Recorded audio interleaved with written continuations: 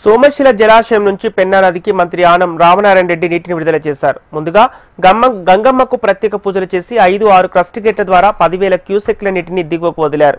కృష్ణా జలాల రాకతో సోమశిల జలాశయంలో ప్రస్తుతం 74 టీఎంసీల నీరు నిల్వ ఉండగా పూర్తి సామర్థ్యం 78 టీఎంసీలుగా ఉంది.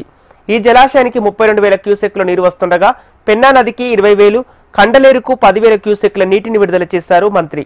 సాగునీటి ప్రాజెక్టుల చరిత్రలో సోమశిల ప్రాజెక్టుది సువర్ణ అధ్యాయమని మంత్రి అన్నారు. నెల్లూరు జిల్లాలో 150 టీఎంసీల నీరు నిల్వ చేసే 2 జలాశయాలు ఉండటం ఈ ప్రాంత ప్రజలు చేసుకున్న అదృష్టమని మంత్రి ఆనం రామనారాయణ రెడ్డి అన్నారు. నెల్లూరు జిల్లా ఇరిగేషన్ ప్రాజెక్టుల చరిత్రలో ఒక సువర్ణ అధ్యాయం.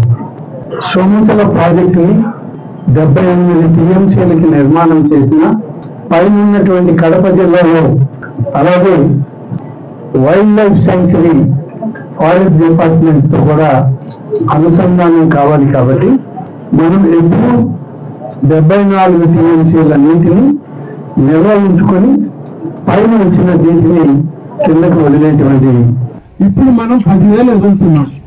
9,800 అన్నారు కానీ 10,000 ప్రథమ కెనాల్లో పంపిస్తా ఉన్నారు. ఈ 10,000 కానీ పోతే ఇంకొక 15 రోజులకి కండలేరు రిజర్వాయర్ కూడా నిండిపోదు.